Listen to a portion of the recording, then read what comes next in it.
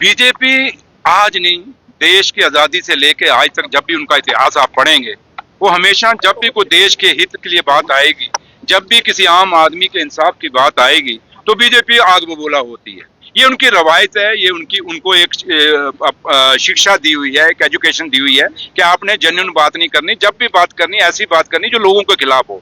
और आप 11 साल का उनका यहाँ हुकूमत जम्मू कश्मीर में देखें तो उन्होंने जो जो फैसले लिए, एक फैसला मुझे बता दो जो जम्मू कश्मीर के लोगों के हित में है। अगर आप सबसे बड़ी बात हमारा मसला अगर आप यही देख लें स्टेट का, क्या जम्मू कश्मीर के लोगों को पूछ के स्टेट को तोड़ के यूटी किया?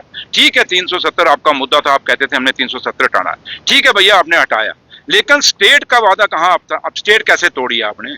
क्या ये लोगों को पूछा हुआ है? क्या लोगों से जो लोगों की चुनी हुई उस समय की सरकार थी, क्या उसको पूछा हुआ है? किसको पूछ के आपने स्टेट को तोड़ा? इसलिए बीजेपी जब आप ये तो मिराज मलिक की एक बात है, एक नाइंसाफी है, ये डेमोक्रेसी का कत्ल है। मैंने उस समय भी कहा था जब उसको अंदर किया था, और आज भी कहता हूँ, एक डीसी जो एक अपॉइंटेड अथॉरिटी है, वो कभी भी फैसला नहीं करेगी उस आदमी को अंदर देने का जिसको हिंदुस्तान के आइन के तहत चुन के आया है, लोगों ने चुना है। और हमारे आइन में लिखा है कि लोगों की आवाज इस देश की आवाज होगी, लोगों की आवाज इस आइन के अंदर होगी। और जब इस आइन के अंदर आम उस हिंदुस्तानी की आवाज है, जिसमें जम्मू कश्मीर भी एक हिस्सा है, तो उस हिस्से के अंदर जब मिराज मलिक को आप अंदर कर रहे हैं, किस कानून के तहत?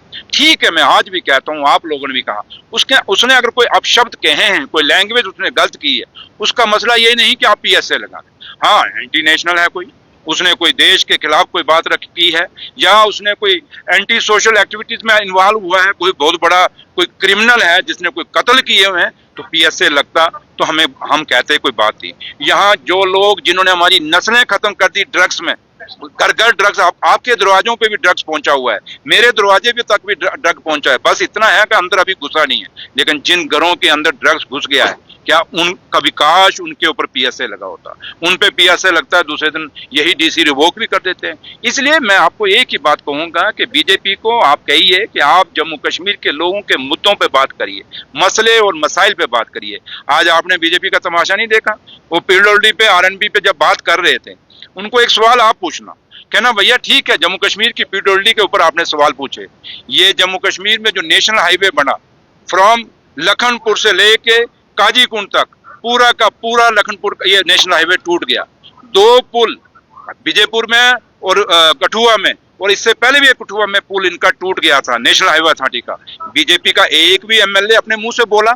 ये जो आपका पूरा रोड जो उधमपुर का, जहां हमारे सेब खत्म हो गए, आज भी लोगों को देखिए कितने लंबे लंबे जाम लग रहे हैं, वो रोड अभी तक नेशनल हाईवे का ठीक नहीं हुआ। तो क्या उस पे ये बोले? क्यों उस पे नहीं बोलेंगे ना? क्योंकि उस पे बोलते हैं, नेशनल हाईवे अथॉरिटी के ऊपर बोलते हैं या नेशनल हाईवे बोलते हैं, तो पता है दिल्ली से पापा मारेंगे, पापा पूछेंगे कि बेटा ये क्यों सवाल किया आपने?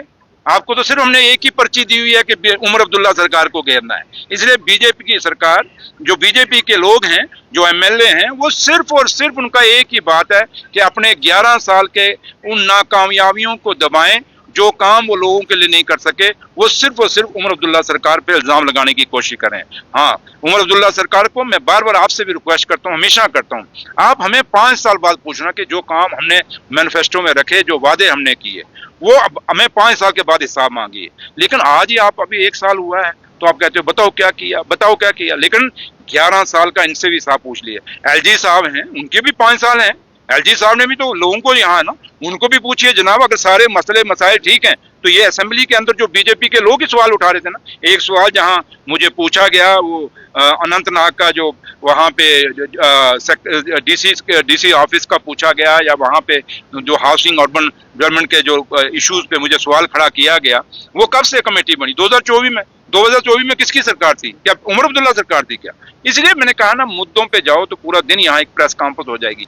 बोलना हमें भी आता है, लेकिन हम एक मर्यादा में हैं, और मर्यादा ये कहती है कि अब हमें लोगों ने चुन के भेजा है, हमने इल्जाम नहीं लगाने, हमने काम करना है। तो इसलिए हमें 5 साल का ये काम करने का मौका दीजिए, 5 साल बाद हमें हिसाब पूछ लीजिए। आप इंडस्ट्री डिपार्टमेंट को लेके बहुत काम कर रहे हैं, लेकिन कि आपने सवाल भी खड़े किए, कुछ इश्यूज है जैसे कि पापुआ इंडस्ट्रियल एस्टेट के जो अलॉटीज है अभी तक उनकी लैंड पोजीशन मैंने वो आपको मैं बता दूं, वो अब कमेटी चेंज हो रही है, क्योंकि पहले जो कमेटी थी वो उसमें चीफ सेक्रेटरी साहब चेयरमैन थे और एक कमेटी के सेक्रेटरी इंडस्ट्री थे।